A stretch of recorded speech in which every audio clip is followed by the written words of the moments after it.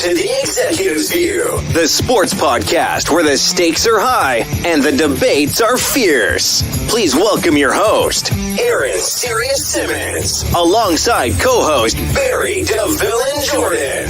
Each week, we bring you into the boardroom where the elite minds of sports converge. From the gridiron strategies to the business behind the ball, we tackle the hard-hitting questions and give you an insider's perspective. So pull up a chair and join us at the table where champions are made and legends are born. This is The Executive's View. Let's get down to business.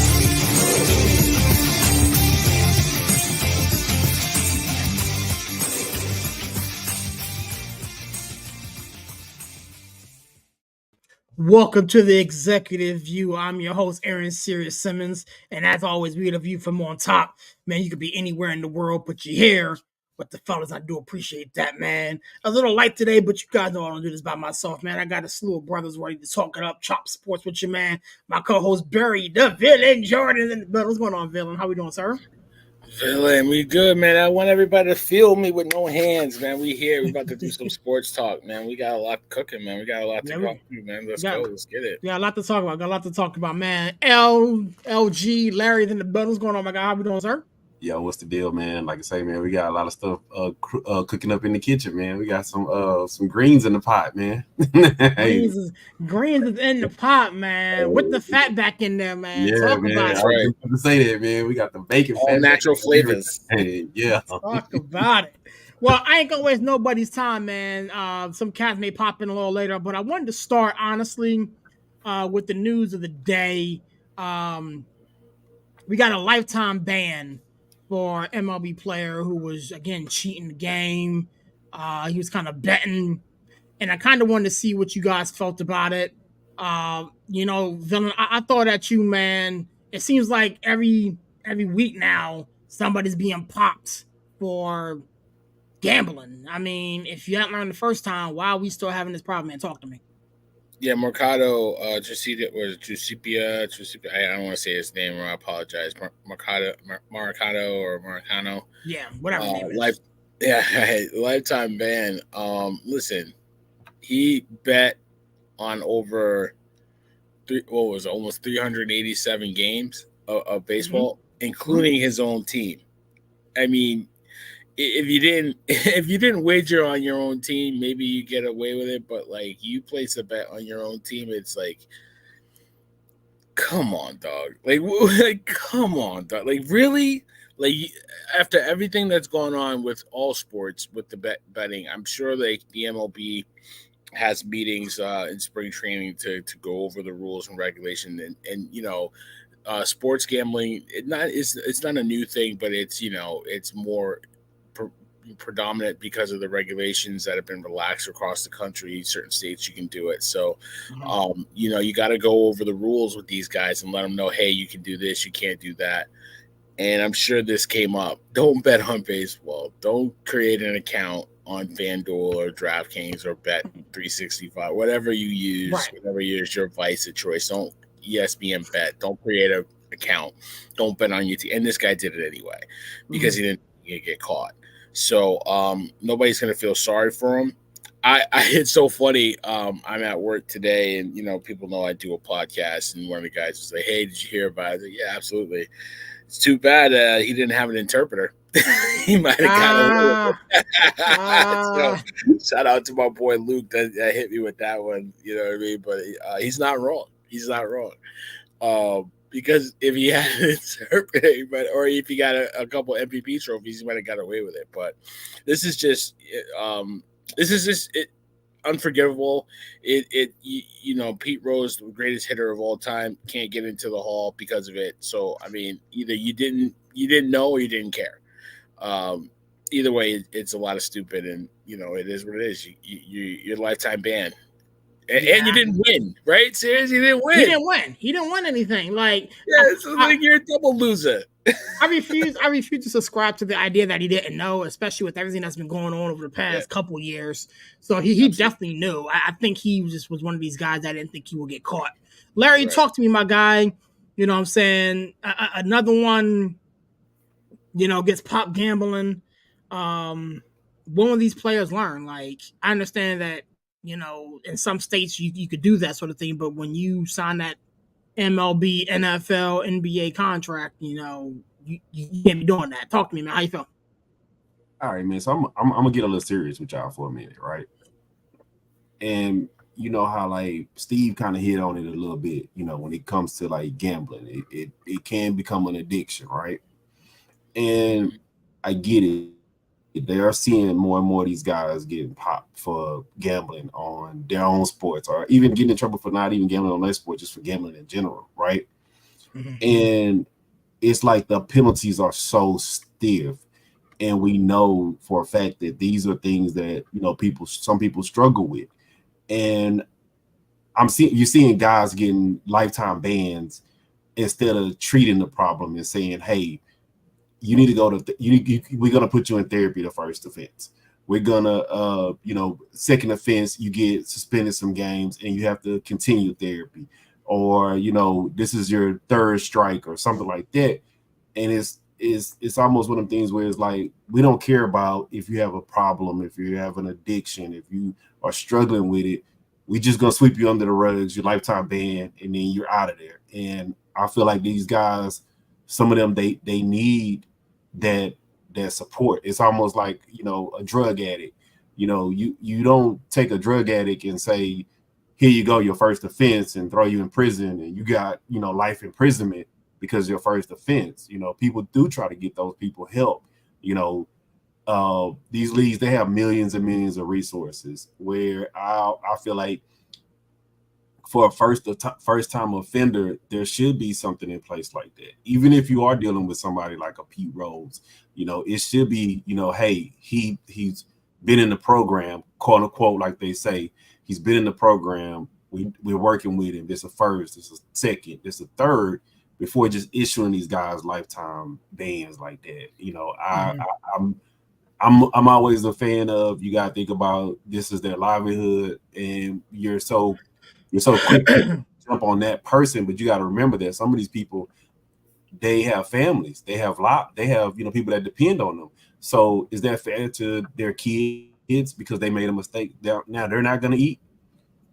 That's not fair to them. I feel like, man, there should be some more of a support system in place, because we've seen it across multiple leagues. So it should be more of a support system in place, just like you do if somebody had a drug problem. But I'll go even further with you guys. I believe that, with anything, we live in a digital age, right? So if you have, all these things in place, right? And just like when they start talking about the whole cannabis laws, and some states is legal, some states is not. Gambling is legal in certain places. Gambling is not. We live in a digital age. Why don't they just hey, issue these guys, hey, this is your FanDuel's account. You're an NBA player. FanDuel has already blocked, you from gambling on NBA games. You can only bet on football and soccer and water polo or something like that. And if you go outside of those realms, then now you're in the program.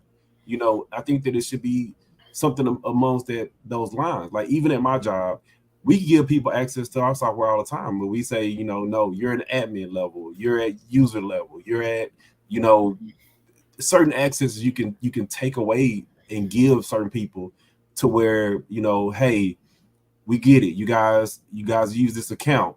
If you're in a state where they don't allow it, you're gonna have those blocks. I live in Texas, so if I try to gamble, it's gonna automatically recognize where I'm at and block it. So I feel like we live in a digital age where they could put certain things in place to allow these guys to gamble, but not on the things that they want to protect. You can monitor it. If you see guys that are having, huge bets, there's so many things you can put in place to where now you can say, okay, this guy, he's not gambling on his sport, but he's putting these large bets in place. Does he have a problem?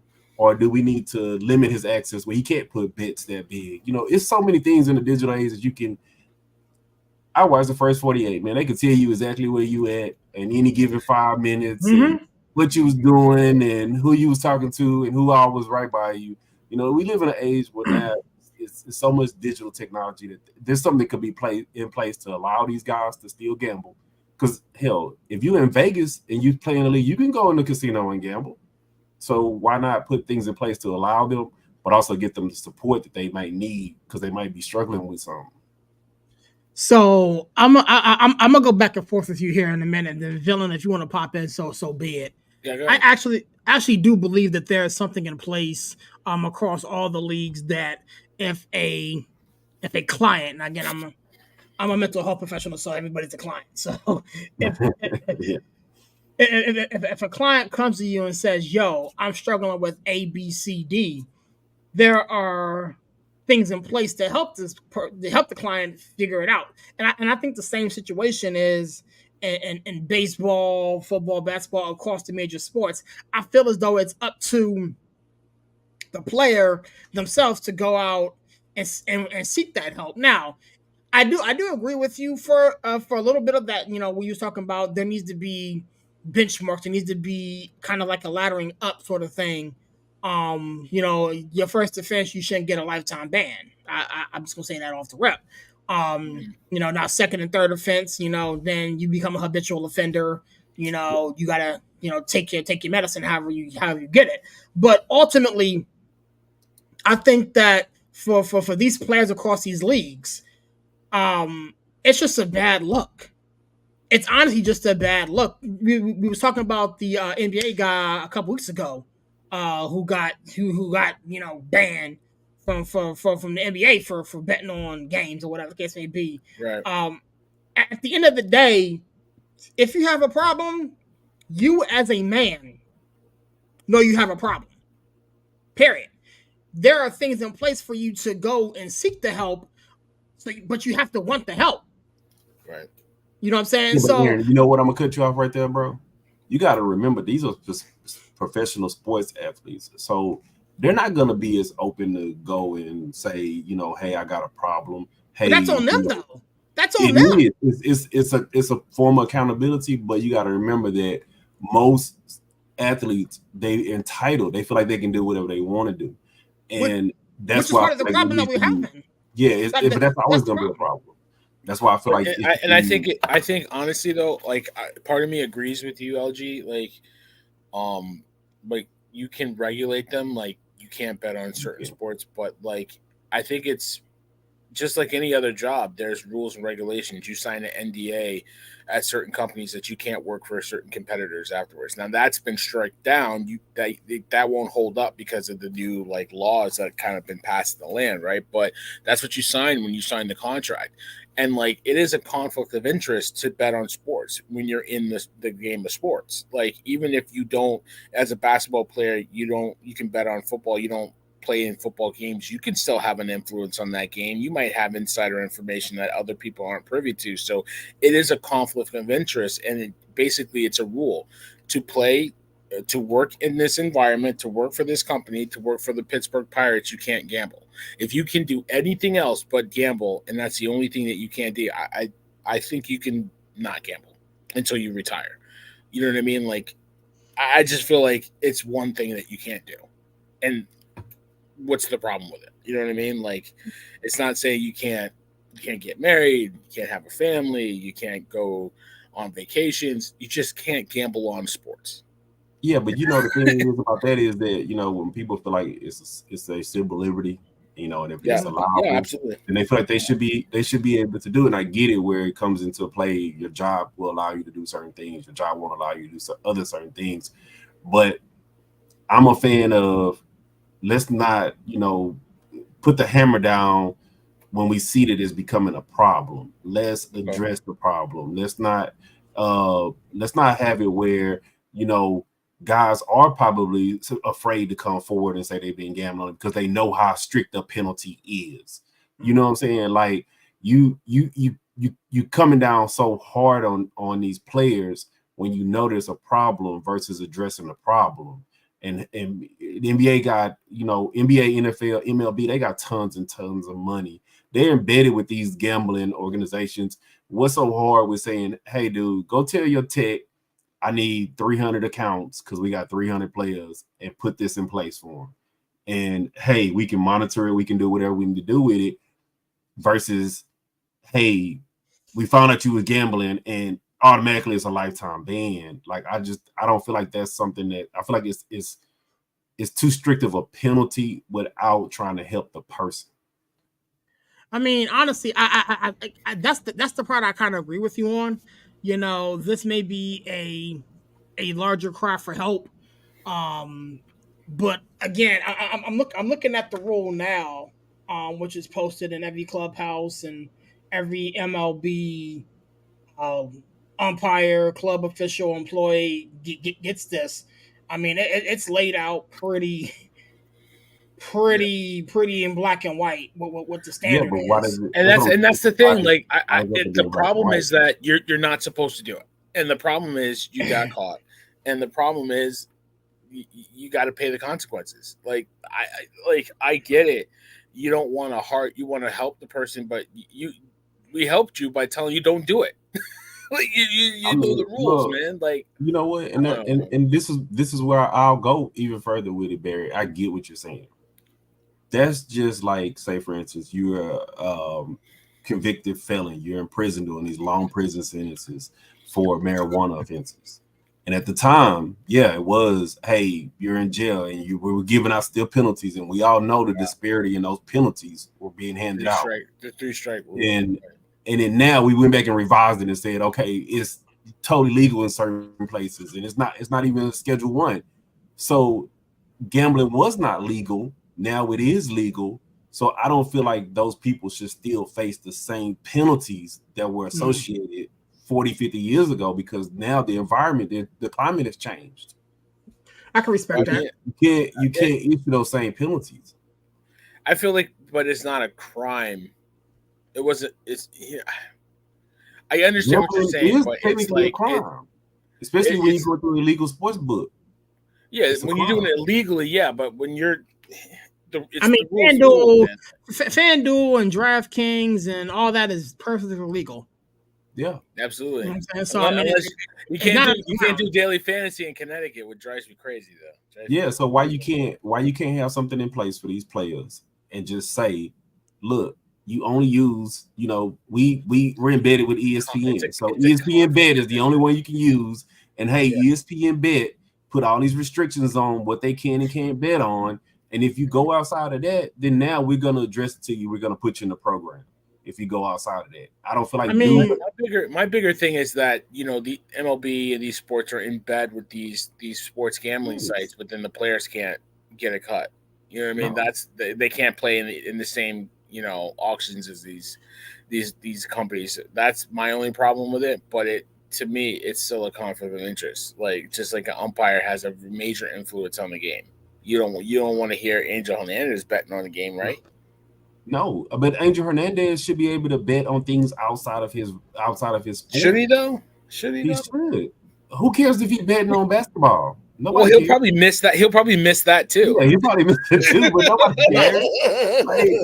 Hey, let him go put some bet down on the Kentucky Derby and his horse comes in last because he broke a leg. I don't care.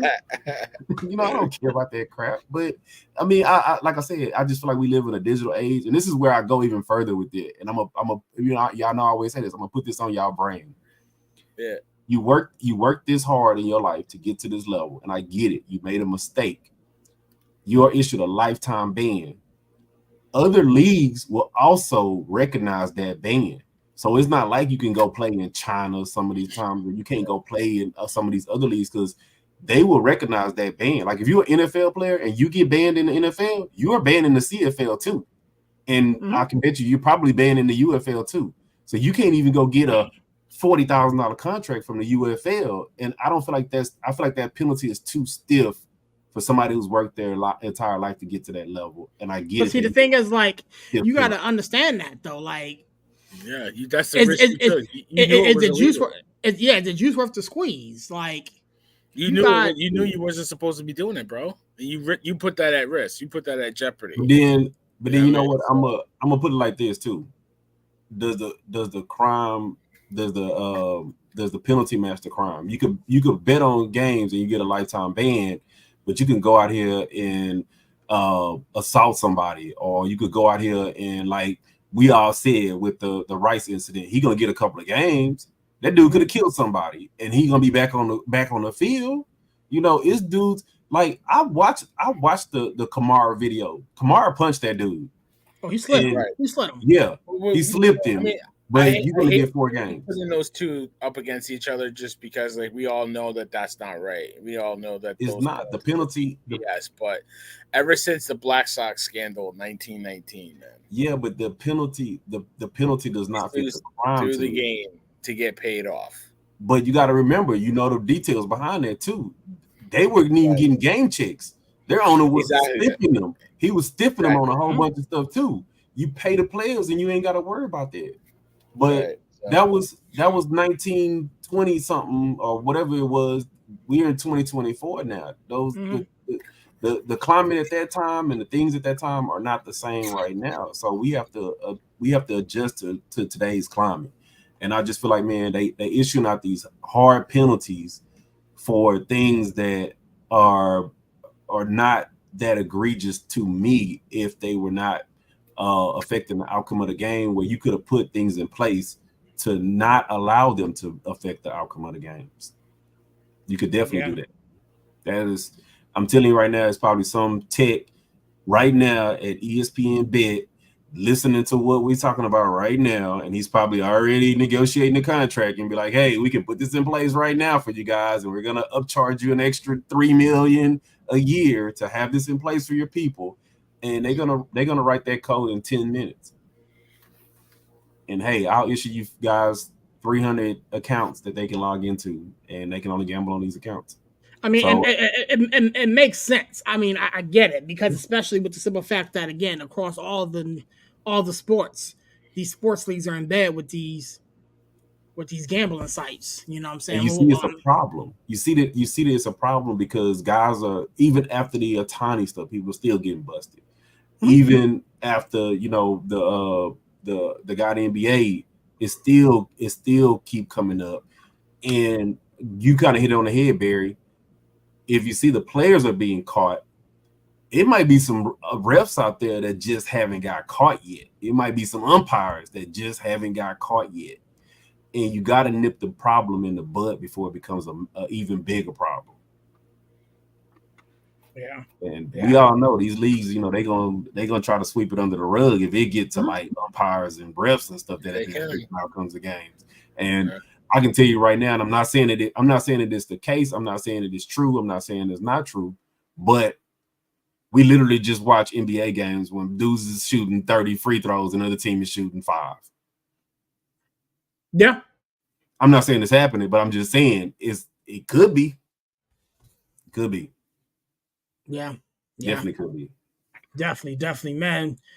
Interesting conversation, man. I definitely want to keep that baseball mojo rolling. I hit y'all with the joint before the show. Houston Astros.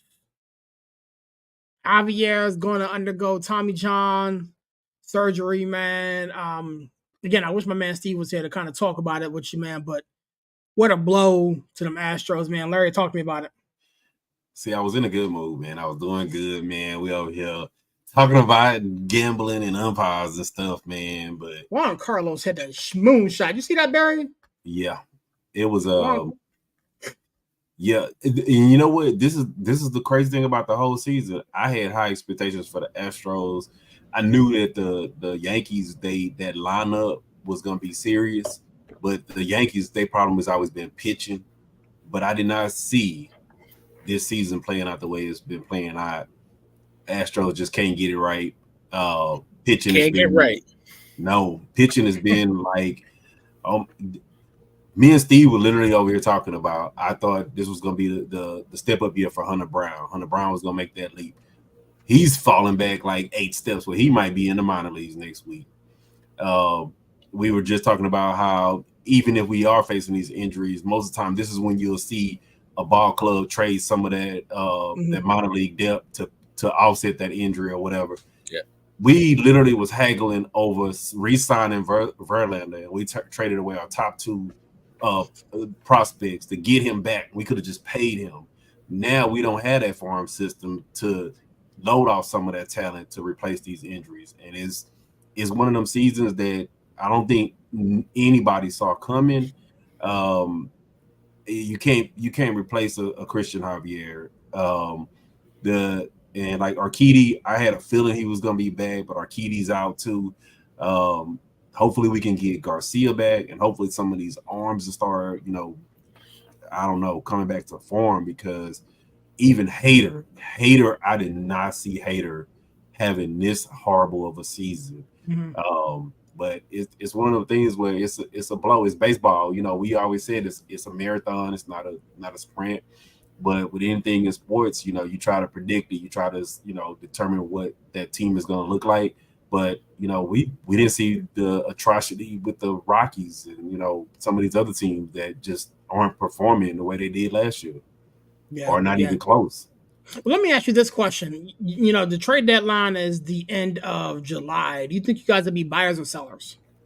Because of that payroll, if we're not in the position where we could potentially make a wild card, we're going to be sellers.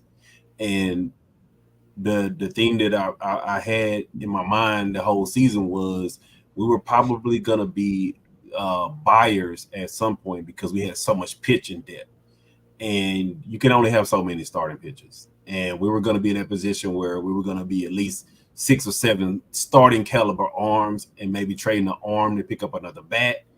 But now it's like we may have to just, call it a season. I mean, because there's so many things that are coming out this season. Like Abreu, Abreu was hitting so bad. They had to send him down to the minors. They had to send him to a rehab assignment because Abreu was hitting so bad. Nobody saw Alvarez. Alvarez had like 3 home runs the entire season. He just hit 3 in 3 games. 3 in 3 games. But nobody saw Alvarez having a season like he's having. So I think we're probably gonna be we're gonna be looking into the future, especially with our minor league system being replenished the way it's. So we might. Some stuff. You got the 7 out right now. The wild card spot is kind of up in the air. Again, if the season ended today, the Astros won't be in the thick of things. But again, it's a marathon, not a sprint. Villain, talk to me, man. We can go run a diamond real quick. Obviously, the Yankees are doing Yankee things. We just saw Juan Carlos standing and hit a moon ball, up 5-1 on the Twinkies, which is great. But what I'm saying, the other baseball, they talked about the Orioles are 2.5 out. They're playing good ball. The Cleveland Guardians are playing excellent ball right now. Really the Philadelphia Phillies, as I said last time I was on, running away and hiding. They're running away from this thing. Obviously, the Dodgers are doing Dodger things. Talk to me, man. Yeah, Dodgers. I was trying to get tickets for the weekend game. Dodgers and Yankees can't get tickets, man. It's going to be a tough ticket to see Ohtani and the Dodgers in New York. But I wanted to double click on the Astros real quick. Man, they're in that in between, man. They're like that fringe team, like at the trade deadline. You know what I'm saying, LG? Because they have enough talent in their core to make a run, because they're only 7 out in a weak AL West, right? The Mariners are in first place, but they're not running away with it right now, right? The second place team is under 500 as well, the Rangers, who are really taking a step back from last year. So they can make a move and get into that position. They're only a couple games, removed, but I really feel like they're a team that could do like a kind of what the Yankees did, in like the late 2018, where they sold their 2 big relievers, right, and then retooled and came back the next year strong. I really think it really depends on if they're serious or not about bringing Alex Bregman back, right, LG? If they don't want to bring him back, you got to trade him. You got to get what you can for him, and maybe some other guys like Valdez or Presley. You got to see what you can get for those guys, reload, and come back next year. You know what I mean? And run it back, because you still got some guys that, you got your core. You got Tucker, you got, obviously Jose Altuve and company. So, but they really do need help. Like, the rotation is depleted. McCullers and Garcia are probably the only guys, that you can look at. McCullers may be back. Maybe that's a long shot. Yeah, that's what I mean. So Garcia's not going to be back till like July. It's like you hope you can get those guys back at the deadline and help that rotation, but that rotation is a mess right now with everybody getting hurt. So it's tough. It's tough in Houston. I really think they'll be in it just because the West is weak, but I really think they should just do a soft reboot and sell the guys that they're not going to bring back. The Yankees are doing Yankee things, like you said, Sirius. They just keep winning. They had a great West Coast trip, 7-2, sweeping the Giants. I watched that game. It's tough when it's like you got to be like Chandler, right? You got to be up late with the dog until 1 o'clock to watch those West Coast games, right? And like so, when I actually got a chance to watch the Giants game in the afternoon, Juan Soto. What a game he had Sunday. Did you watch any of that? Yeah, man. He had the home run in the first inning, a really good at bat. Then, he had a drag bunt to get them ahead in that game 3-1. And then when they were down, hits a moonshot to put them ahead 6-5. So it's like he is just unbelievable. Like if he's not in a Yankee uniform next year, it's a travesty. Him and Judge their OPS is above insane. Yeah, it's above 1,000, and that you barely get one guy on your team that does that. You got back-to-back 2 and 3 hitters that do that, and then like you said, Stanton is hitting bombs. So like the guy that you thought was going to be the piece to go with Judge a couple of years ago, who's kind of been really inconsistent, is that third wheel that's really holding this offense together, right? But you look at it, Volpe shortened his swing. He's hitting well in the leadoff spot, setting the table for Soto and Judge. The lineup is just really, really good. It's the staff, right? It's that pitching staff. Heald he threw a one-hitter today. Cortez has been inconsistent, but he's been consistent at home. He's had a better year than last year. Rodon is pitched really well in his second year as a Yankee. We got Stroman, who's pitched really well. Yankees win. Yankees win. So I had to do that. But the rotation, even though Serious, you owe an apology, man. You owe an apology. Because you were giving me crap to me and all the Yankee fans. You were giving me crap all off season. This ain't enough. We don't have anything. We didn't do anything. Look at that. Another guy gets signed. We didn't sign him. We got no pitching staff. I mean, I'm gonna say this. All right. Say it with your chest. Say it with your chest. I'm gonna say this. I've been just as surprised as you are. Absolutely. Especially with Cole going down. Exactly. With how this pitching staff has looked. I mean, again, Rodon is pitching well. Stroman's pitching well. Cortez is pitching well. Gill is pitching pretty well. Schmidt right now is doing things. Even though he's hurt, but now you got Cole that's getting ready to come back, right. So that slots him back in. So, I mean, I like where we're at with the pitching staff. The thing is, like, at the end of the day, like, getting through this lineup, it's a gauntlet, man. Yeah, man. It's a gauntlet because, I mean, DJ's back swinging the bat really well. You got Gleyber Torres swinging the bat well. Obviously, the big three, Judge, Soto, Stanton, Juan Carlos is a freaking DH. Yeah.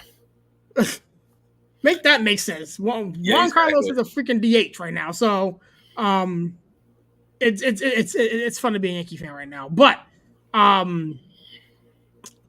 will say this. Talk to me in October. That's every year, man. That's what we live for. Talk to me in October.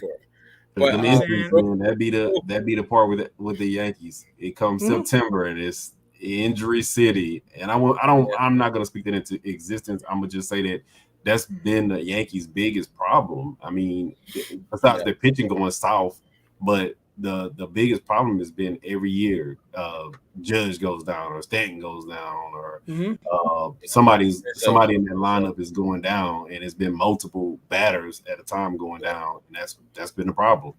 Yeah. But one thing I do want to highlight too, man, in the other team across town in Queens, man, the Mets. I mean, what a mess. I mean, Hey, you're getting nothing out of your big investment in what's his face, the shortstop. I can't even think of his name right now. Alonso.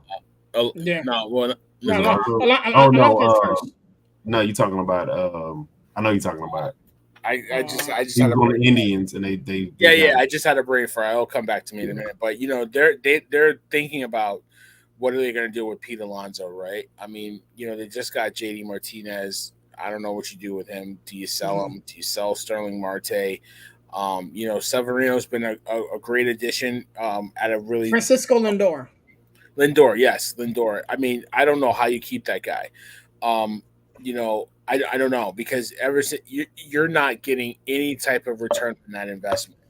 Edwin Diaz has been inconsistent all year. Thank God he only pitches every other day, but Lindor is an everyday player that's giving you nothing, and you're paying him a lot of money. So the Mets are just a mess right now. I don't even know. They tried to throw a lot of money at it, see if that worked. That didn't work with Verlander and Scherzer. Then they tried to go the cheap route and be smart, and it's still not working. It's just Mets. Mets are gonna Met. Mets are gonna Met. Hey, they need to go watch that clip from Trading Places. Huh? Sell.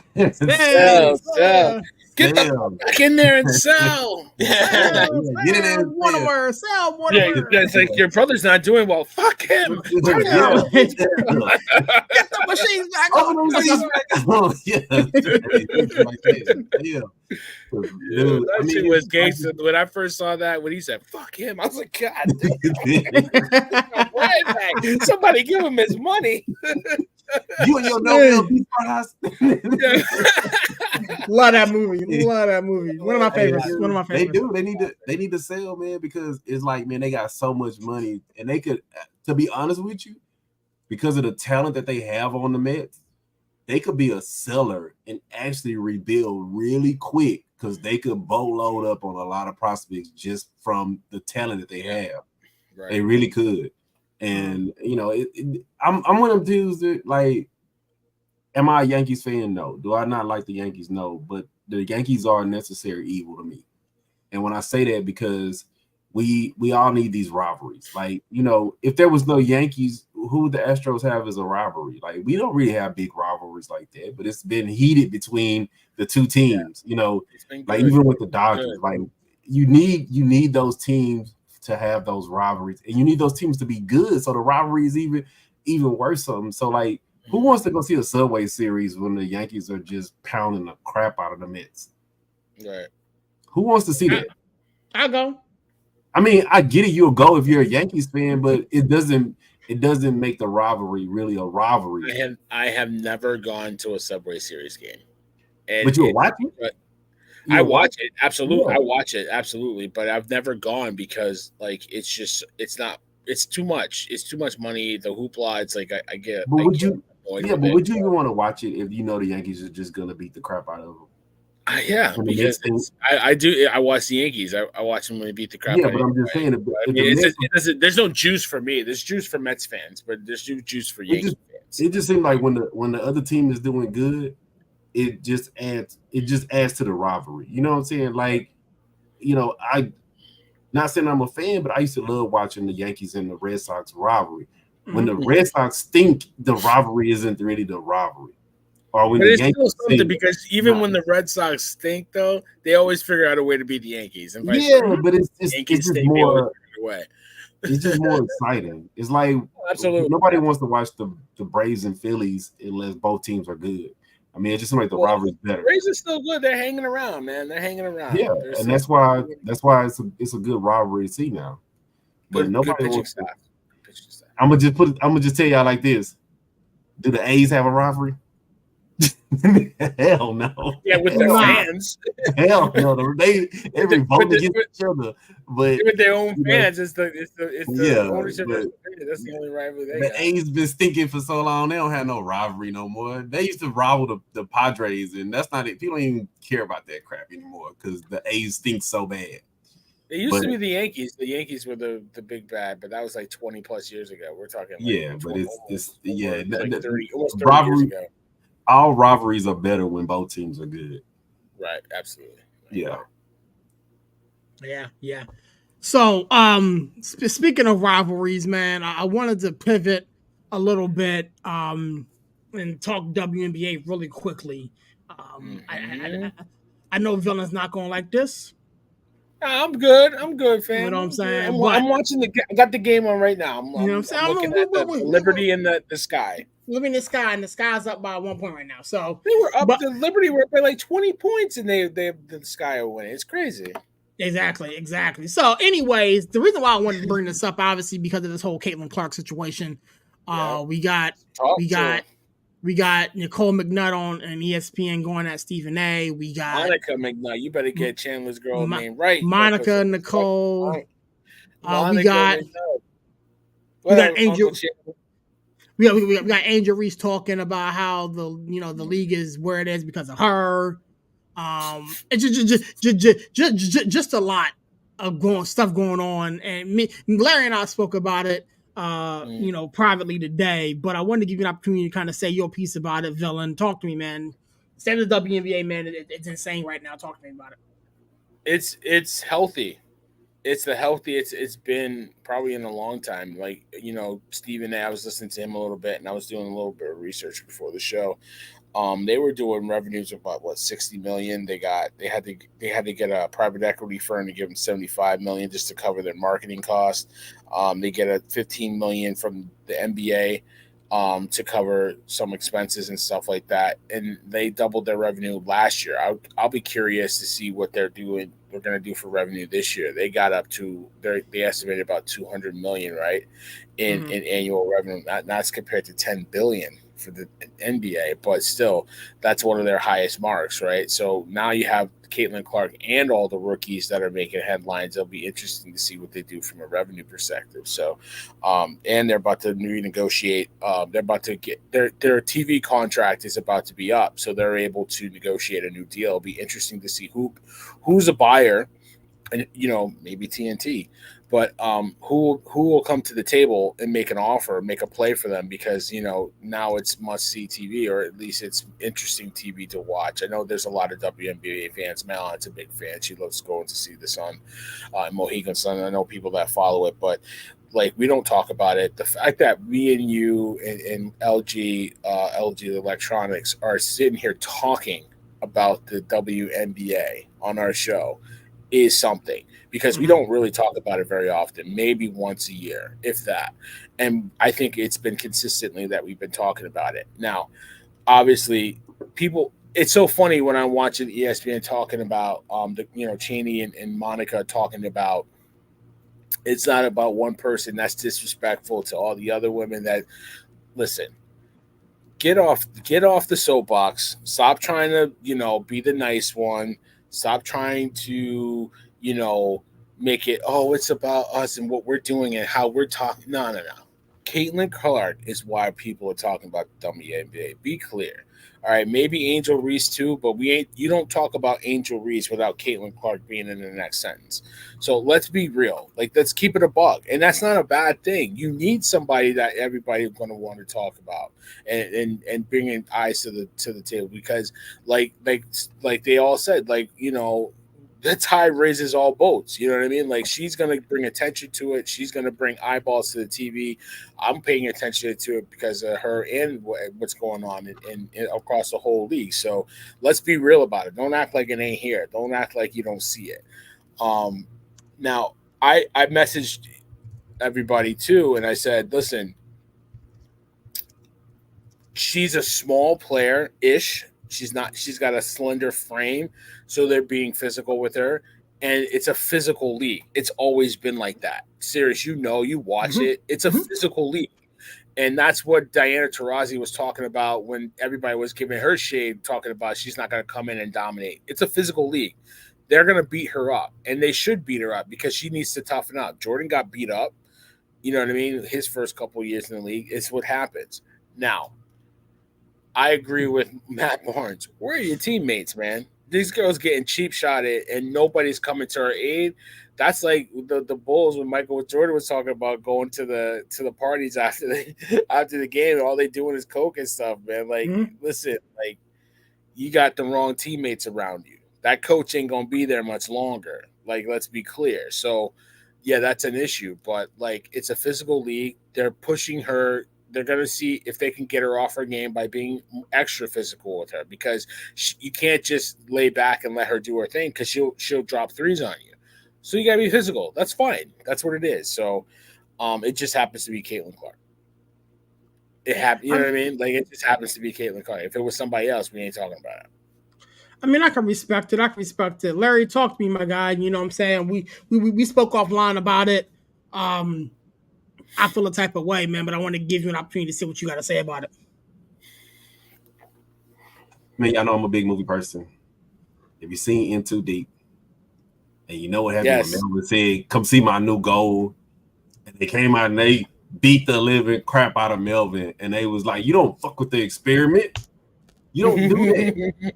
Caitlin Clark is a golden goose. Like, don't fuck with the experiment. Like, real talk. Like, you know, I told you, Aaron, earlier, y'all about to really get probably pissed off at me, right?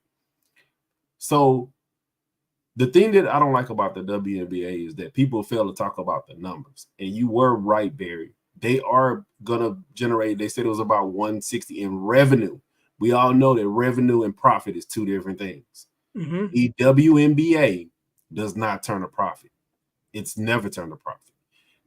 The ugly truth about the WNBA was not just the physical, dirty stuff that goes on in the WNBA. There's some other stuff that goes on too, and I'm not going.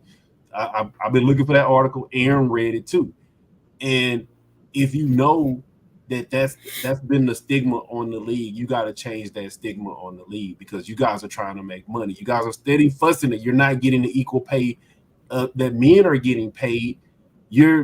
I'm just gonna be blunt. You're never gonna get the money that the men are getting paid. But could you make more money? Yes, you could make more money. And you could tell just from the tone of how they talk about Caitlin Clark, there's a lot of jealousy in the league because of the attention that she's getting. And they're not willing to say, hey, let's make money with her versus let's try to tear her down. And when I say tear her down, we being true, full transparent here. When Draymond was choking the shit out of somebody, what did his teammates say? That's inappropriate. That we can't stand for that. You're bringing us down. Angel Reese and her teammate both, they didn't say it was a dirty play, because it was dirty. It was dirty as hell. And I get it. You be physical with her. You rough her up. You get off a mark. And I'm all for that. But that was a total dirty play. And they didn't even take no kind of accountability for it. You don't do dirty plays to the Golden Goose. And somebody should have told them that from jump. But they should be aware of that. You don't do dirty stuff to Caitlin Clark, because she's basically feeding them right now. Now, I don't know if you guys have looked at like some of the like attendance numbers. Caitlin Clark's every game, she's averaging like 17,000 fans. The Liberty has had some like one or two big games, but the average attendance is still like 4,000. Yeah. Their average attendance last year was about 5,000 compared to the NBA 17. So Caitlin Clark is having an effect on the game. So y'all should recognize that. Your coaches should tell you that. Be physical with her, but don't do dirty stuff to her. And I've been saying this before, right?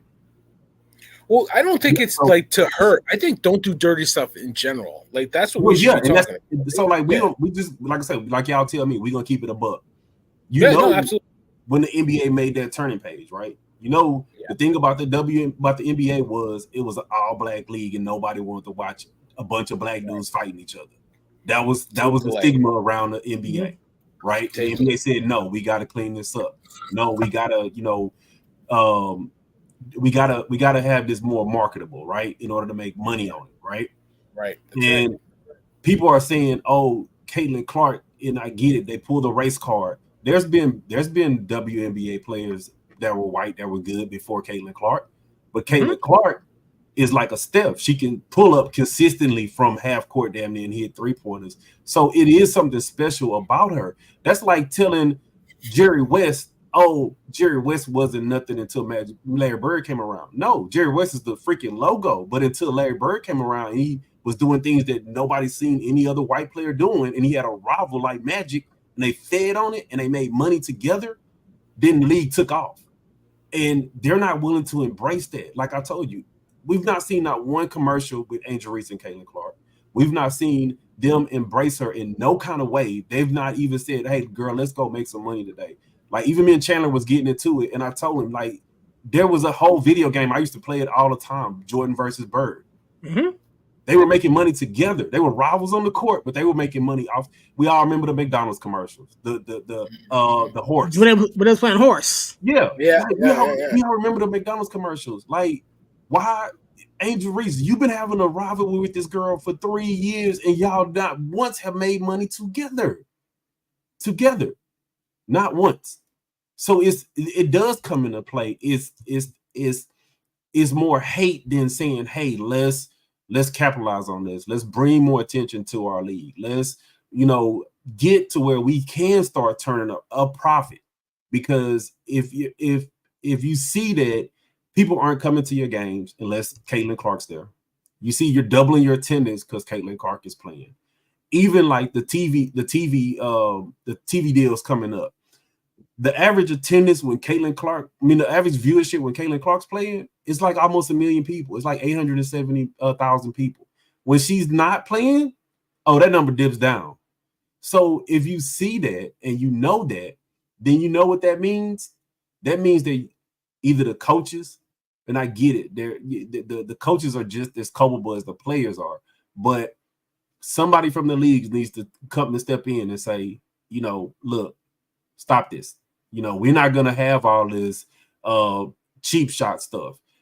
You could be physical with her. You could play tough against her, but don't do the cheap shot stuff against her, because not only did you do it on national TV, now you're also playing into that negativity that surrounds our league, and we're trying to actually make money here.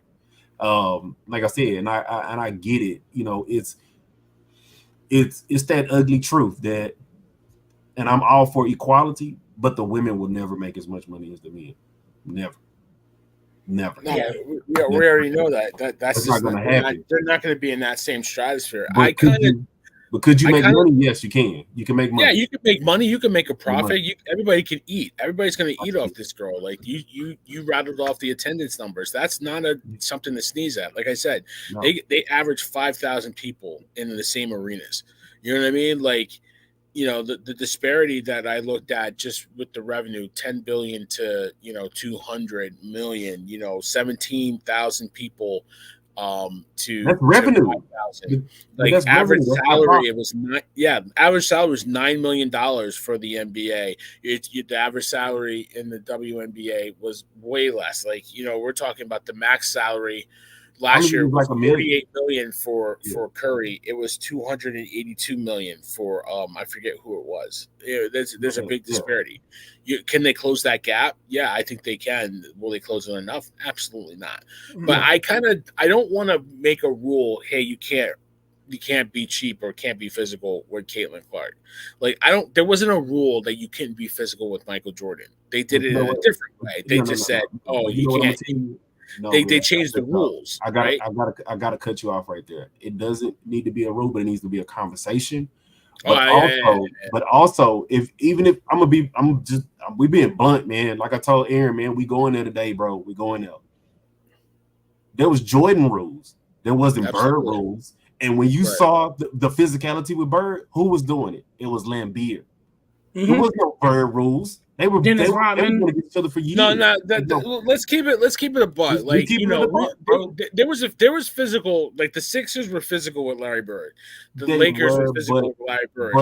It was like Dr. J and Larry Bird going at it. You know what I'm saying? They were physical, but they wasn't cheap shotting. They was cheap shotting Jordan, because they knew it wasn't going to be the same penalties being handed out. But this is the same thing. The Jordan effect is the same thing as Caitlin Clark. Like, we all know Jordan is black, but Caitlin Clark isn't.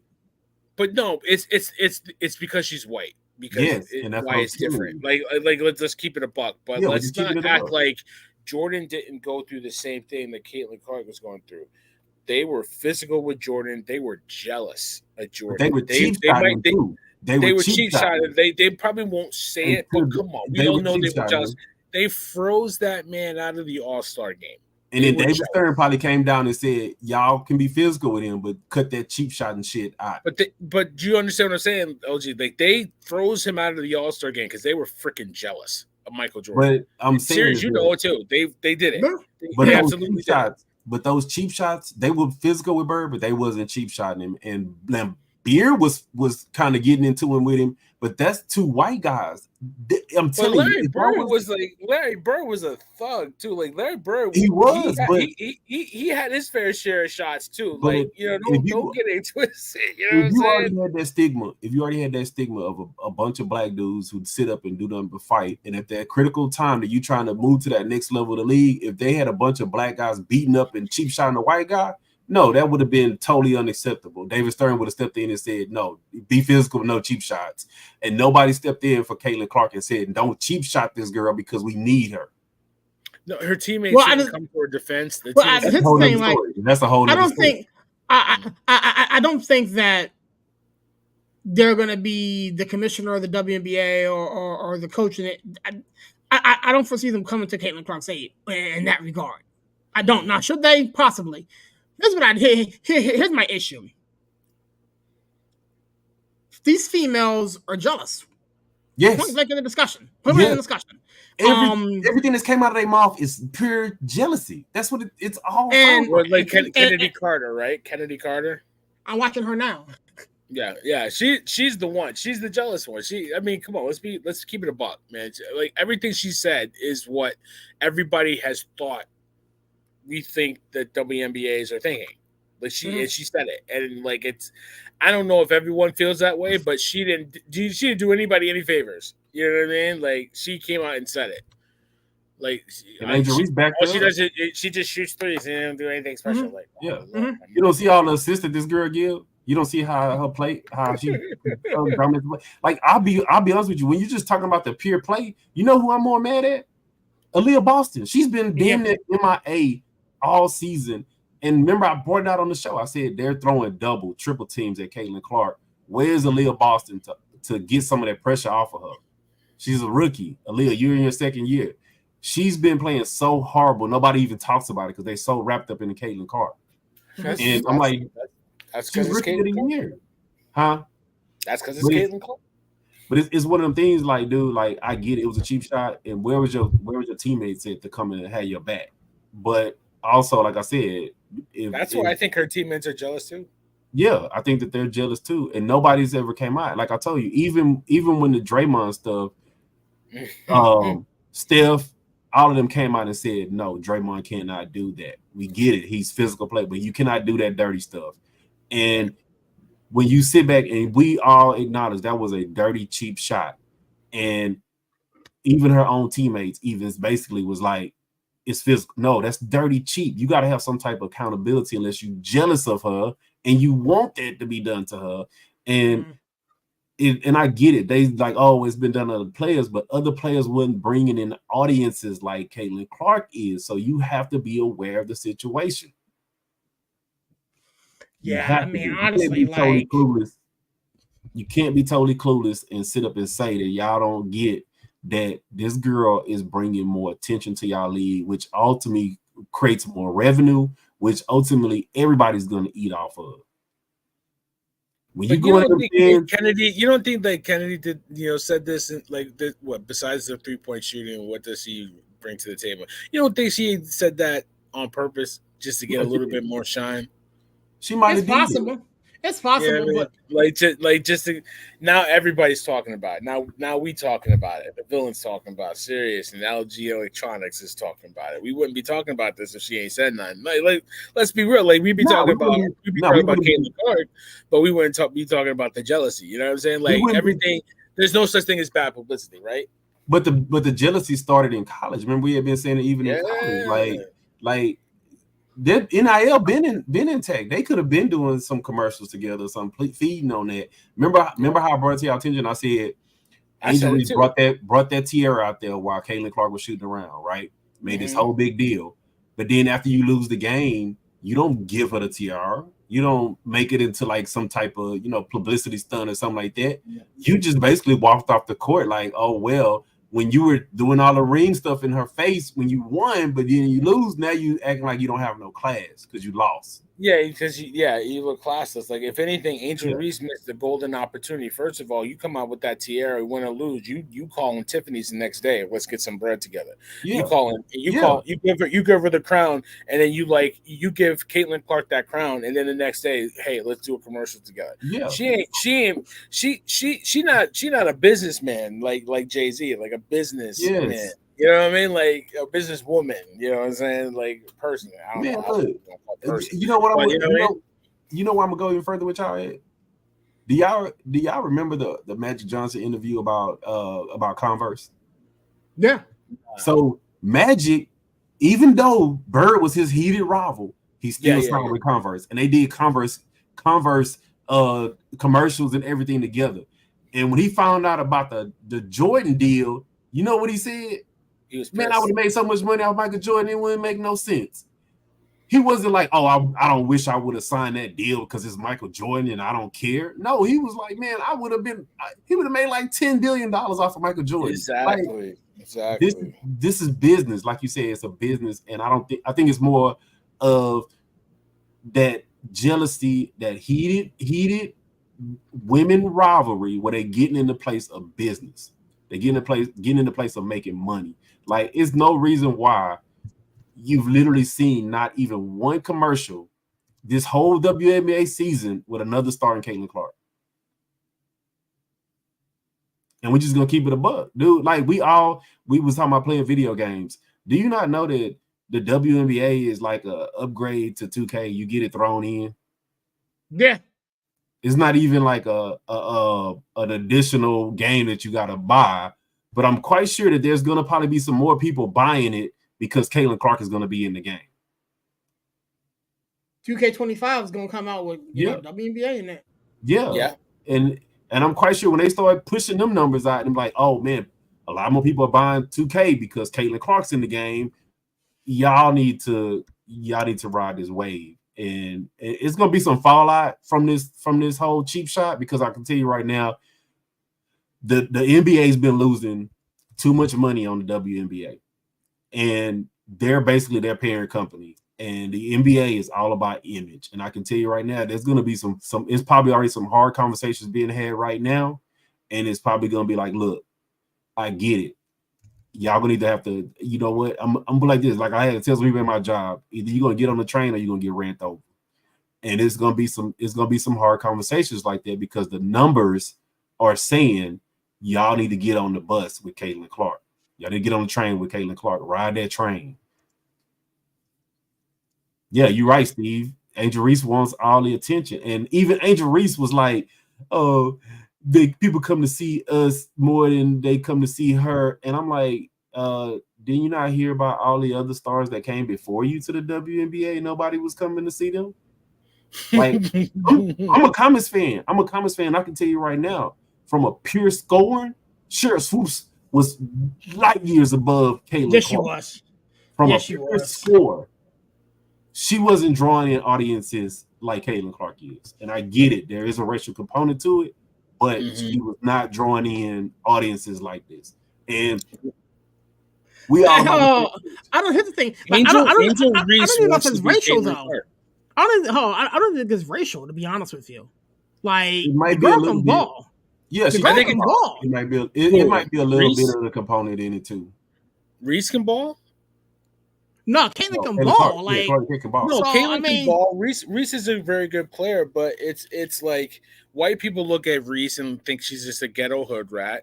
Black people look at Caitlin Clark and just think she's an entitled white girl, white privilege. Like, let's keep it a buck. Like, let's keep it a buck. And Angel Reese wants to be Caitlin Clark. She wants her fame. She wants her notoriety. Like, dude, look at what I'm doing. You know what I mean? I got a national championship. I beat this girl, and I can't get shine. She gets 10 million. I only get 5. Like, you know what I mean? Like, that's what it is. Like, let's keep it a buck, man. We talk. I ain't Stephen A. and Monica McMahon. Man, we keeping it 100, bro. Y'all know I'm a boxing fan, bro. Y'all know the thing about boxing. the great white hope. As soon as there's a white boy and he can throw a jab, it's like, oh my God, he's the next great white hope, and we all gotta, put our money on him and all this other stuff. And I get it. I'm not taking nothing away from Caitlin Clark's game because she can ball, but she does benefit from the fact that she is white. I mean, so of course she's getting a little bit more attention. And Caitlin Clark, if you look at her, she's like that good whole American wholesome white girl. So people are more drawn into watching her. And the NBA has always tried to sell the WNBA as a family-oriented game. And now they're seeing the numbers in it, I'm quite sure that conversation is being had somewhere. Hey, y'all clean this up. Because the numbers are saying we're making money with her. She fits the image that we've been trying to sell this league as. And y'all need to clean it up because we've been footing y'all bill for the last 20 years. Yeah. And we still footing y'all bill. And I'll be honest with you, Mary, I wish I could find that article. The WNBA would not even exist if the NBA was not covering their bills the last 20 years. Yeah. It wouldn't. They cover their expenses. It's $15 million a year. Yeah. It's $15 million a year. And while they were, and I got real offended because while they were over here throwing the NBA players under the bus about the salaries and stuff like that, that was part of the collective bargaining agreement because that comes from the players' cut to even give them a league. Yeah. And I mean, really, if anything, the revenue share went down 2% for the WNBA players from I think it was 9% to 7% or something like that. I forget what it was, but they need to renegotiate that CBA. No, because they're coming in. Because their money comes. Their money comes out of the NBA players. No. You're talking about two different things. What I'm talking about is the rev share from the revenue. There's no revenue. That's the thing. There's no profit. No. You're not listening to me. They doubled their revenue from 60 million over to 200 million, even though they don't make a profit. I understand what you're saying. Yeah, they don't make a profit. I know they don't make a profit, but what I'm saying is the rev share of the revenue, even though they don't make a profit, went down. But you got to turn a profit to share revenue. No. You're not hearing me. You're not. I'm hearing what you're saying, bro. Feel me with no hands, brother. You made your company more money, and you get less of the cut. Because it doesn't matter if it's profitable. Because you know where your cut coming from, right? Double the money last year, and you got less of the cut. But you know where the cut is coming from, right? No, you're not listening. Feel me. No, wait. I'm feeling you. I'm feeling what you're saying. I'm feeling we right here, brother. Because you're talking about profit. I'm not talking about profit. I'm talking about the gross. You made the league double the money, and you got less of the cut. That's not fair. You would want to renegotiate that deal, right? But listen to me for 1 minute. I'm gonna tell you this, right? LG, would you renegotiate that deal? I would, but also that's all I want to hear. Thank you. But you gotta know the climate, right? So to cover the expenses of the WNBA, the NBA players had to give up a portion of their revenue in order to cover it. I know. And that's what I was saying is that they would. I would be honest with you. If I was an NBA, I would feel some kind of way because they try to throw them under the bus, saying, "Oh, these guys are flying first class and they're doing all this money, and the profits and the money isn't the same." Meanwhile, we've been taking a lesser cut of our money for you guys to even have a league. That's what I would have felt. Ain't that much of a less cut. They ain't still. No, it's a lot of money in the NBA to go around. It's money. $10 billion go around. It's money days over there. But I feel you. But even still, they now that cut that they about to get in the WNBA should be larger because now you got Caitlin Clark money. You got ratings going through the roof. You got advertisers that are messing with you now. Like they should be going to the table and getting more of that cut. Nah, because you know what I'm gonna say. You know what I'm gonna say this, bro. And I'm being the villain today, bro. I need to change my name real quick. I'm the villain. No. I'm being the villain today, bro. Because that's just like playing the stocks or something, right? If you've invested for the past 20 years for that, and you waiting on that payout.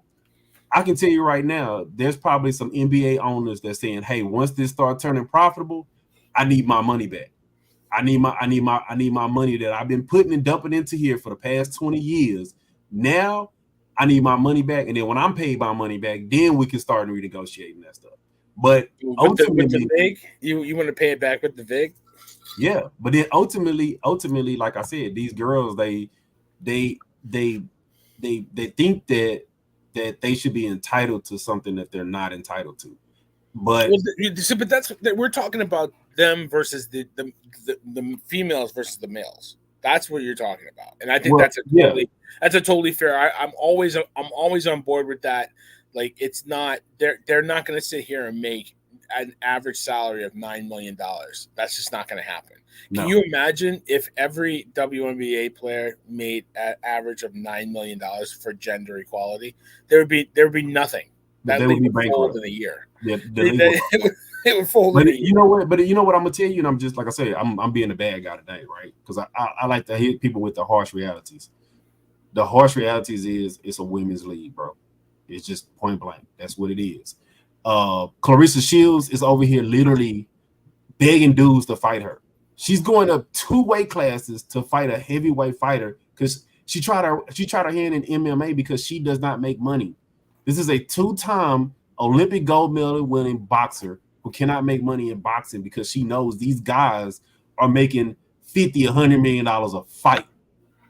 And Daku, or however you say his name, went from MMA to boxing and literally made like $100 million on 2 fights. The women do not make the money that the men make. Period. The what's her name? The Sha'Carri Richardson. That girl been winning left and right. Nobody's paying attention to it. But if Usain Bolt said, "Hey, I'm coming out and I'm gonna go run 10 miles around this track meet with my sweatpants on," he could make $10 million off rip. And that's just the harsh realities of it.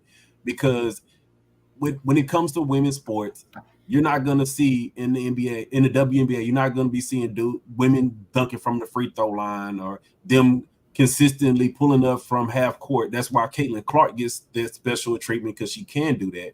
In boxing, Clarissa Shields has 2 knockouts. The girl she's fighting for the heavyweight championship has 2 knockouts. Nobody going to go see that. In the UFC, the only reason why they start watching it because Ronda Rousey started knocking out people. The women have been in the UFC for 20 years and they wasn't making no money until Ronda Rousey came around. And even when Ronda Rousey came around, she needed Amanda Nunes. The women's sports it's the reason why there's no major league women's baseball team. And baseball's been around 100 years because women don't hit home runs like that unless they're using aluminum bats, which in the MLB, you can't use an aluminum bat. And it's just not as exciting of a game as it is with the men. So, of course, the revenue is not going to be there, but they could make some money. And I think that's the whole issue I have with Caitlin Clark, because now you're in a position where you can make some money. And we all know when it comes to business, some money is better than no money. Mm-hmm. And if you see the star power, why are you not making more money off the court and you're more concerned about the issues on the court? That's jealousy. That's the jealousy. That's it right there. Yeah. I mean, I can tell you right now, dude, look, Barry, Aaron, if y'all had 50 million followers online, bro, I'm moving to fucking New York. Dude, hey, look, I'm just keeping it a buck, bro. Wherever you go as I go, it's my buddy time over here. Hey, wherever you go as I go. Look, we're going to be executive view from your desk at your job, Derek. Get away from my desk. I know that. Hey, I'm trying to work. Look, I used to watch Everybody Hates Chris, and when the dude Malvo was messing with his son, he was like, man, wherever you at, I'm going. He was in the shower. He right there behind him. Where you at? Hey, look. I'm gonna follow my golden goose, man. Like, dude, you have to do those things in order for all y'all to eat. And if I'm in the league, they'll figure it out. I feel like eventually they will. They'll figure it out. Dude, I'm gonna be real. It takes time. Like I said with Jordan, man. Like, it took a couple years, but they figured it out real quick.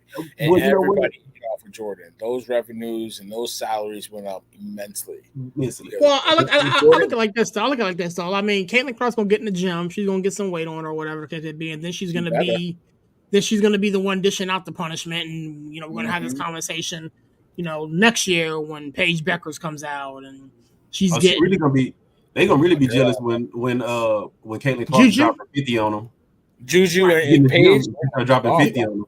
When Juju and Paige come out next year, you know what I'm it's gonna be a saying? problem. Well, I think they have to wait those 3. I think they can't come out.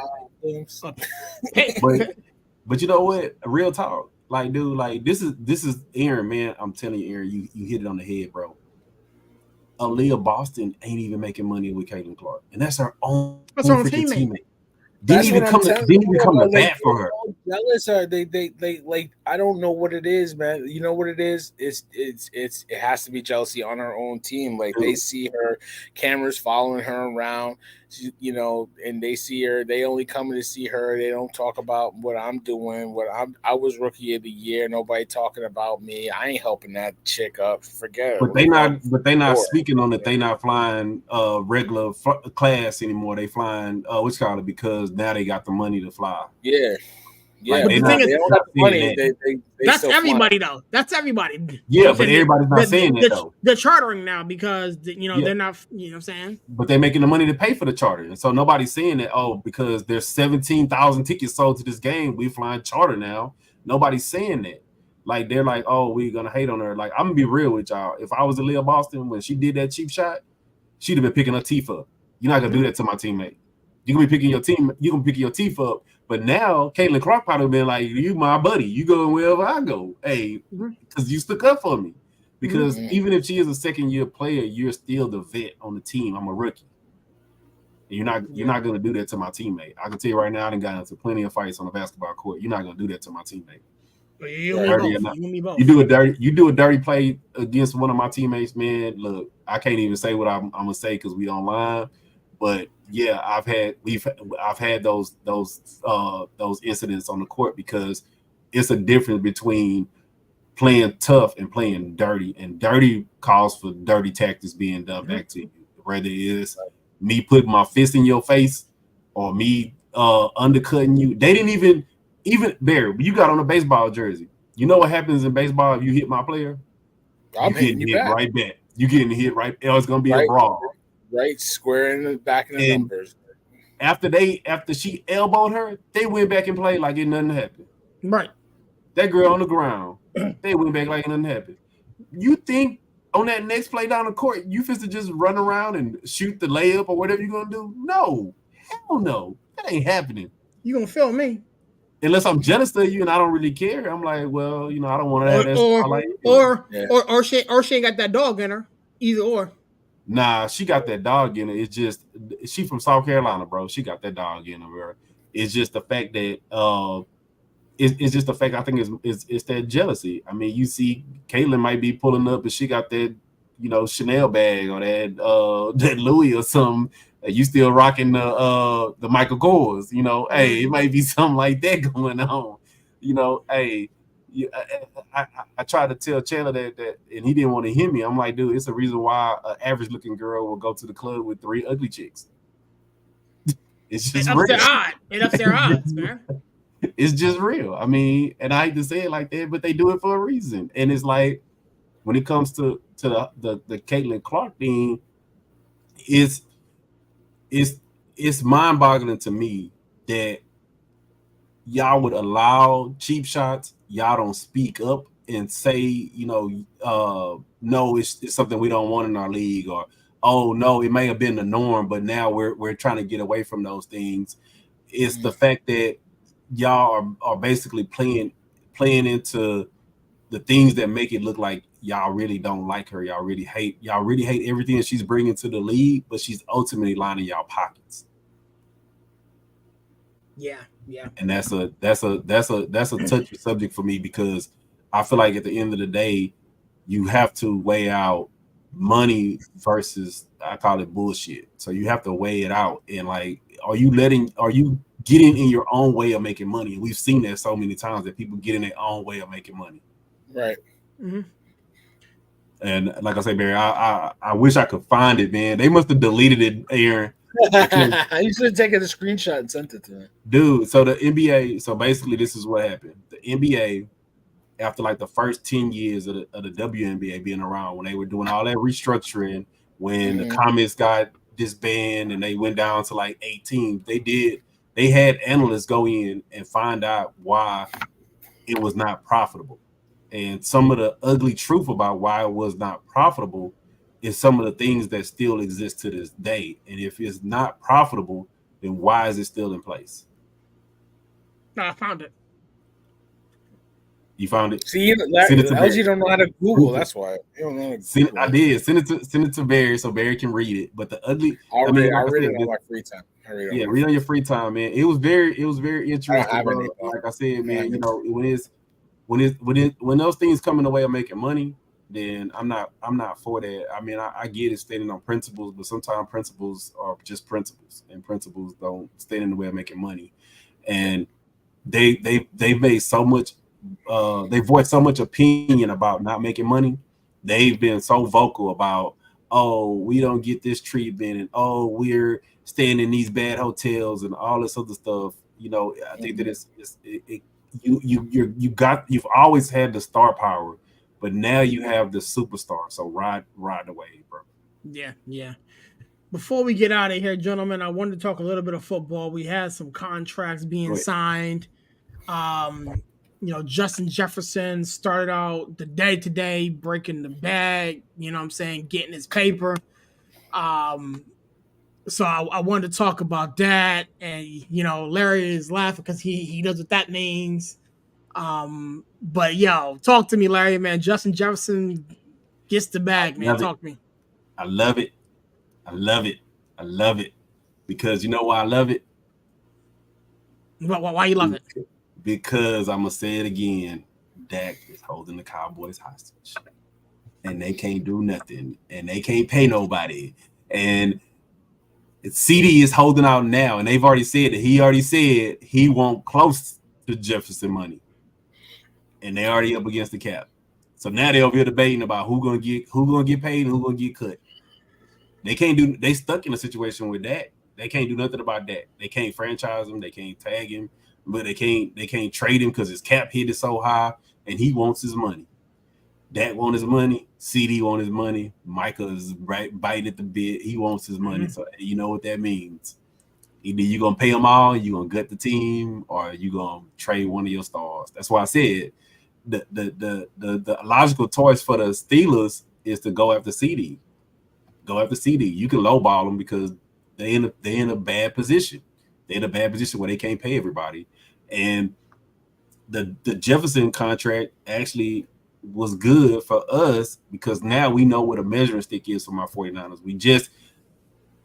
The CMC deal, man, we just freed up a whole bunch of cap space. So I told you, Ayuk about to get paid too. Ayuk about to get paid. Now we know where that number is at for Ayuk.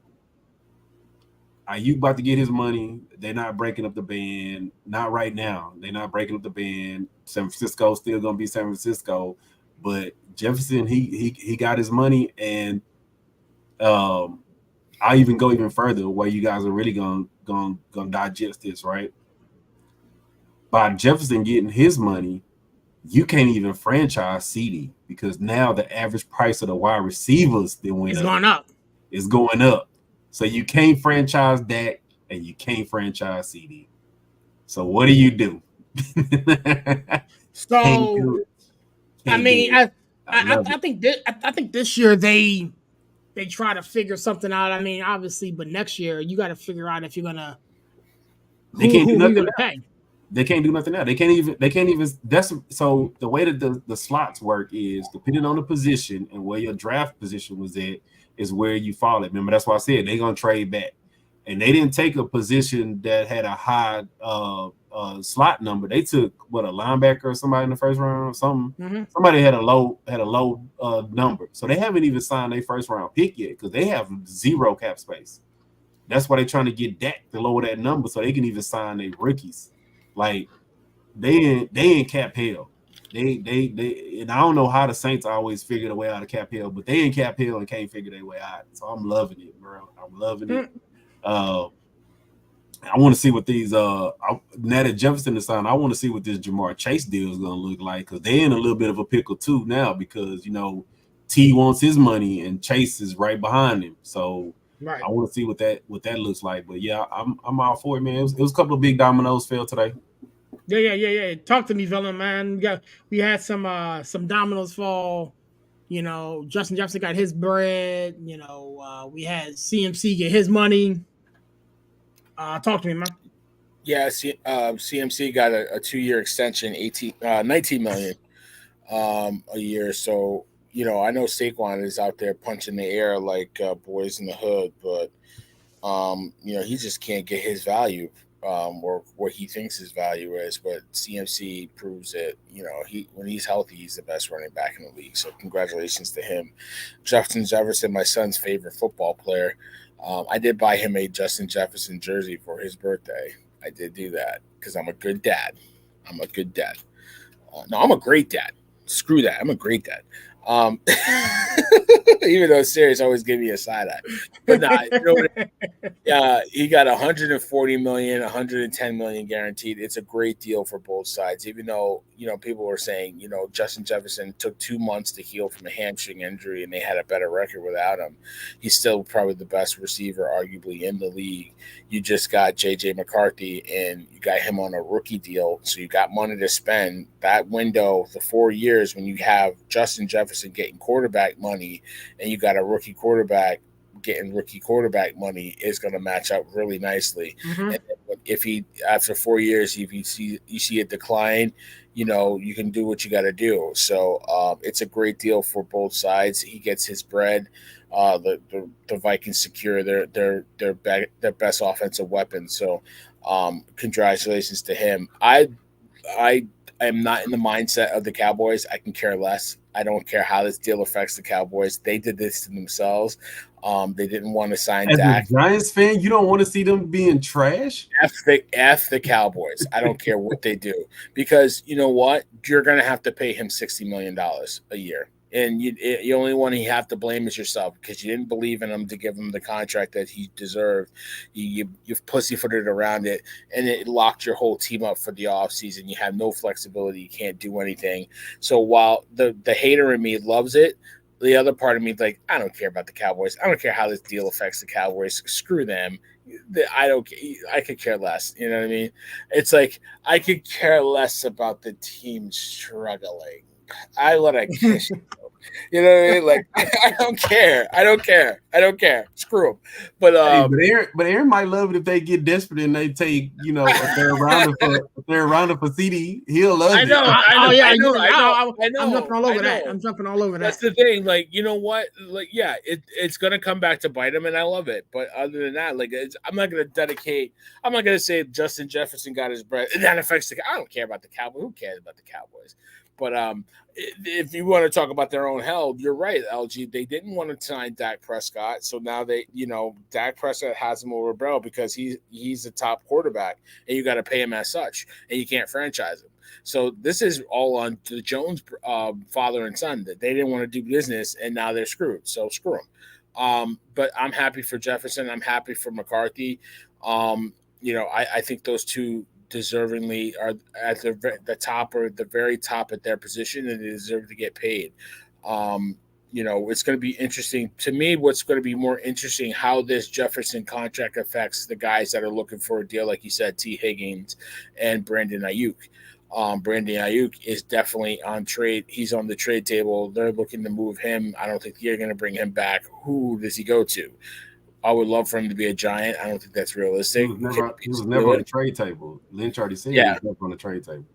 He's gonna get traded, but I mean, like, I don't know if he goes to the Steelers. But for me, though, it's like when I saw that first picture of Justin Fields in a Steeler uniform. Why was his short so damn high? Why he look like he was wearing biker shorts? I mean, come on, man. Like, come on now. Come on, man. Nah, it's so. Hey, man, listen, it's great. It's great for those guys. Go ahead. I was gonna say since we talking football, man. Hey, Aaron, you saw what they was saying, man. They was like, "Is Russ gonna be week 1 starter?" He's gonna be the week 1 starter. He's gonna play all year. Nah, man. Yeah. We got it. We got the gentleman bet down, man. We do. They're talking about putting Justin Fields as a kick returner. Is that the nonsense? That ain't happening, man. That ain't happening, right? That ain't happening. What I did hear that Justin Fields is going to be doing a lot of like goal line stuff. Okay. You know, kind of like I don't say Taysom Hill type, but like he's going to be used in goal line. So I'm tracking what's coming out of OTAs right now, and I like what I'm seeing. I think it's gonna be good either way. Healthy competition. I think Russ had a good year last year. I think he could bring that over to Pittsburgh, and Justin Fields gets a fresh start out of Chicago. I'm just surprised. I'm not surprised, but I get out of here with that. What a clown! Let's go. It's gonna be fun to see Hard Knocks with the Bears. Going to see Caleb Williams in Hard Knocks. So that should be fun. But honestly, at the end of the day, man, I'm just happy that Justin Jefferson got his bread. I didn't want to see him leave Minnesota. I didn't either. Leave, and I'm glad that they worked it out. It was the deal that they needed to make to keep him there. Now they just got to build the right team around them. So, and well, I also saw Diggs. Nothing but praise for Josh Allen. So that means he's definitely happy he's not with Josh Allen. No, obviously. Hey, so we on some football over here. Hey, Barry. So you think Waller's coming back? Who? Waller. You think you he's mean coming back? Drake Waller? Drake Waller? Yes. Oh, is he launching? I don't know. I see in that man. I just dude like just. Go away. Give us that $11 million back. I don't want to hear from you. I don't want your mixtape. I don't want your stupid music here. I thought he was counting more than that against the cap for y'all. Yeah, no, I don't. Yeah, it's 11. I think it's 11 million. But I had to take it to like trading places. Nobody wants your drugs here, Nobody wants Waller here. Just go away. You screwed up. Now Kelsey Plum is mine. You screwed up. Hey, real talk though, if he retired and y'all can find a way to get Daniel Jones off the books, hey, that frees up a whole lot of cap space. I know he's practically off the books in my mind. He only getting that 1 year deal. After this year, you done, man. Hey, Darren Wallace say, man, he got a mixtape dropping next week. He ain't got time for OTAs. Check out my streams, yo. I'm gonna check out my stream numbers. This dude, he is doing everything but being ready to play football with your shirt off. Boy, stop. Hey, yo, Adriana posted something on TikTok about it, man. I was in her comments cracking. Shout out to Adriana. What did she say? I had to see the link, man. She posted something on TikTok, and I lost my ever loving mind. The New York Giants fangirl. She does great work for her channel, and she does some stuff in the locals TVs around here. So shout out to her. But yeah, man, that whole I mean, I didn't even want to send it to you guys. That mixtape. When I saw it, I was like, damn. Like I was waiting for somebody to say something, and I was like, "Damn!" But now you got time. You exactly. You got time to do a whole song, right? Really, bro? Like you actually paid for studio time, yes, and went and recorded it, and then did the music video, but with a straight face. Like, nah, this is straight face. This is what I'm doing. And then it's like you ever had like that local rapper who's been rapping for like 20 years, and you be like, bro, really? You don't want to go get a regular job? Like, Waller, you got a regular job over here, bro. Yeah, you got a job, and this is what you want to do with your life. Hey, man, I get so much hell because I love Shaq. But Shaq is actually a platinum artist. Like, you know how many people have tried to rap that's been an athlete? Yeah. Do you not know how bad Sanders? A lot. Hey, I'm gonna be real with y'all. Do y'all not know how bad that Kobe mixtape was? Yeah, that was horrible. That was Horrible. I mean, Dame Dollar, he's been doing a couple of things. He's decent. He's actually a pretty good rapper. Yeah, but I'm just saying, for the most part, it's like you're setting yourself up for an epic fail where you're more focused on your mixtape than OTAs. Stop. Don't, why you do that? Wow. They're not like us. Get your boy, man. Get your boy. Man, and you know what? And that girl probably in the picture, she's probably a minor. A minor. Steve, Hey, one of the sickest lines. yeah, man. Battle rap. I swear to goodness. I swear. No, I done. swear. I can't. I'm done, man. You know, got you be like, the whole evening for me now. I can't sleep. dude, you know, you be like, yo, son, you sure you want to be in the studio, man? Like, Now, you know, they did behind the boards, like, yo, that's that fire. And then they turn this down, like, yo, this nigga is crazy. This is trash. This nigga is crazy. Excuse me, that's not trash. Trash. no, it'd be like, you know, everybody probably had like that secret call, like, wait, hold up. Man, y'all don't want to know what he just did. I'm gonna send it to y'all right now. It's like, it's like, just put it on mute. Like, yo, wait until y'all hear this, right? Be like, and you know what's even sad about it, bro, is because, like you said, when you give people attention to stuff, you know, he probably see like he got like 1,000 streams and be like, yo, man, I'm trending, man, I'm trending. Like, but it's really just these white people just like, what is he doing? What is we heard Darren Waller dropped the single, so we wanted to at least check it out. But people only check it out because they heard it's about you and your girlfriend breaking up. You know, hey, but pedophile. Yeah, that is, before we get out of here, I can't let you guys go without talking NBA Finals real quick. Okay. You know what I'm saying? Game 1 is on Thursday. Larry, what you got, man? So y'all saw what I put out today, right? In the chat. Mm-hmm.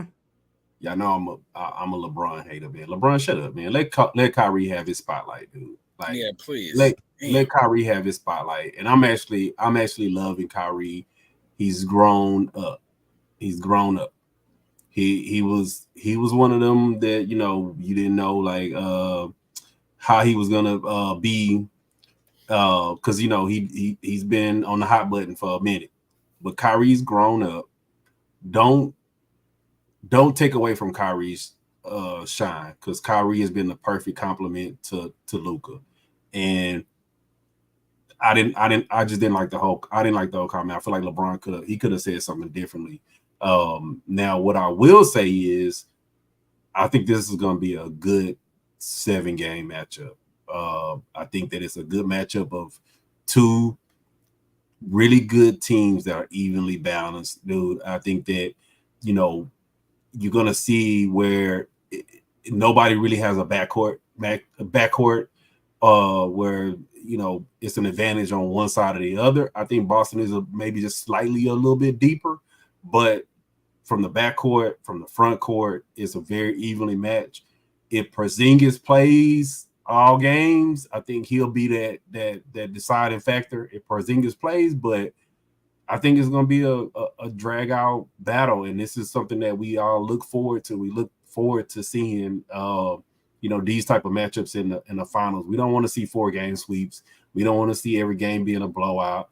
We want to see two evenly matched teams, you know, go head to head and battle it out. And I think the best thing for me that I really love about it is two black coaches in the finals. And we all know, we said many times, you don't get the long leash like you do when you're a black coach. And we have two black coaches that are coaching against each other in the finals, and I think that's a really good thing. Yeah, shout out to Jason Kidd for getting his team back there. And Jason Kidd was not a better passer than White Chocolate. I'm gonna tell you again. I'm not doing that today, sir. We're doing it. I'm not doing it. I'm not doing it. You're choosing violence. I'm not doing it. I'm not doing it. Violence, man. Villain, talk to me, man. NBA Finals. Villain, talk to me, man. Mute his mic, because I'm not playing with LG tonight. I'm not playing with him. Choosing violence tonight. Now, listen. If KP can play and can put valuable minutes on the court, then, you know, the C should win this series. I think he's the X factor. I think the two stars on both sides will cancel each other out. But if KP can space the floor, shoot the 3, rebound and stuff, he's not 100%. He said he's not close to 100%. But he is scheduled to play. He gets a couple of days because the series starts on Thursday, so we'll see what he can do. But I think it's going to be about the matchups, right? Like, I think you're going to have I don't think White can shut down Kyrie, but you're going to say between you and Holiday, you take Kyrie. I think it's going to be Brown and Tatum taking turns on Luka. And then, let the chips fall where they may. I think the Celtics have too much depth. I think they're way too talented. I think the Mavericks will get a couple games out of it. I think Black Zach said 6. I actually like that. I like it at 6. I don't think it'll be 5. I think the C's will get their 18th chip? Is it 18th or 18th, right? So I think they'll get that.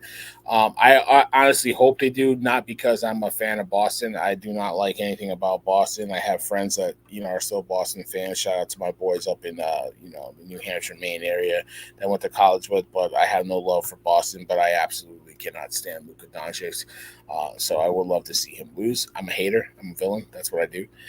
Kyrie has grown up. Kyrie has finally he has been this year the player that Boston thought they were getting when they signed him, right? And that he's been the mentor that or the sidekick. He's accepted the role that he is the best Robin in the league. And it's shown. They've made it to the finals. They made some great trades at the deadline, like you mentioned, Sirius, to really build that team around in Dallas, around Luka, the lob. But watching Luka get off the screen, have the guy on his hip and shoot. He's so he's so boring to watch. I can't watch him play. He doesn't play defense. His offense is just slow. But it's effective. It gets 30 points and 9 rebounds and 9 assists a game.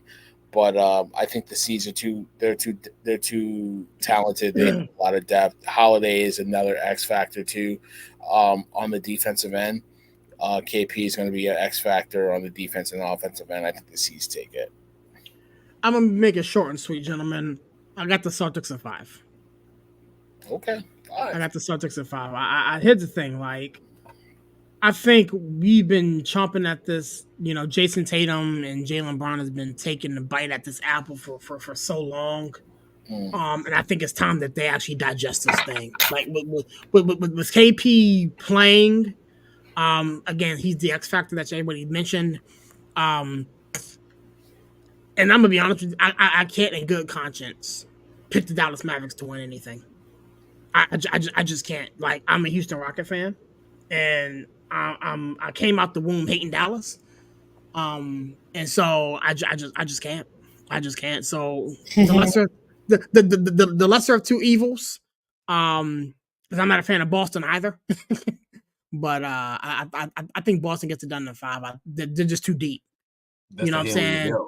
That's all we got. Yeah, and the thing is, like, Dylan, you mentioned Holiday, like the tenacity and the defense that he plays on guards is what got him on the Olympic squad back-to-back years. Like he straps up. He doesn't need to score, but he can if you need him to. But he straps up. That's what he does. Hey, let me interject real quick. Yeah, go ahead. Do you think? I want to inject this real quick in this whole playoffs, right? So, playoff experience matters, bro. It really do, right? You saw what happened to the Wolves. The Wolves just didn't have playoff experience. Like, Cat disappeared. And Anthony Edwards, he was so tentative because he did not have that playoff experience. Luka had a little bit of playoff experience, but now that they have Kyrie, the battle tested, he's won a championship before. He can settle Luka down. He can know when they need to pick up the pace here or when they need to speed it up. He's been that battle tested vet to get them over the hump. And if you look at the Celtics, the Tatum and Brown, they've been through those wars, gotten to the finals, lost the finals. Holiday. Now they got Holiday, who's won a championship. And you're seeing that come out. And like I said, I think it's going to be a good matchup.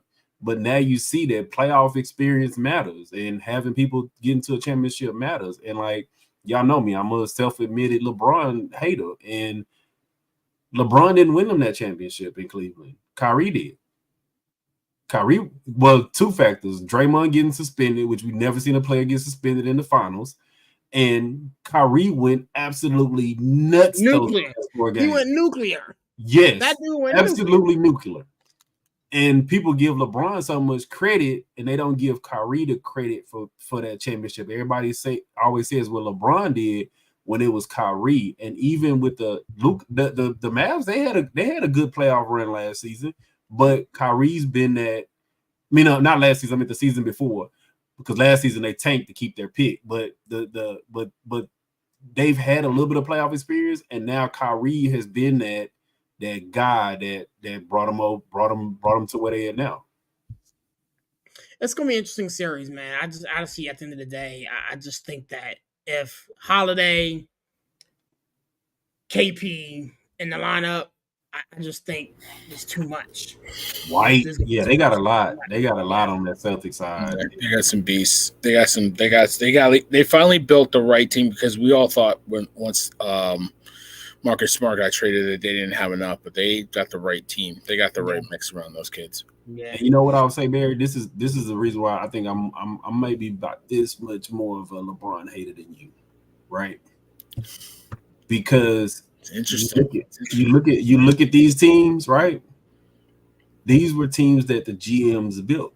It was draft picks, trades, smart trades, making the trades to get the players that you need. It wasn't, oh, we met up in a secret meeting and we're going to create this super team. And, oh, you have my agent, so you're going to force your way out of New Orleans to come join my team. It wasn't none of that. I feel like, man, the GM's job is to build a team. The player's job is to go play. I mean, I say that all the time, man. So that doesn't make you more of a hater than me. I'm sorry. Right. I say that all the time. I mean, because at the end of the day, you want to see competition. I don't want to join my enemy. I want to beat my enemy. I want to crush him.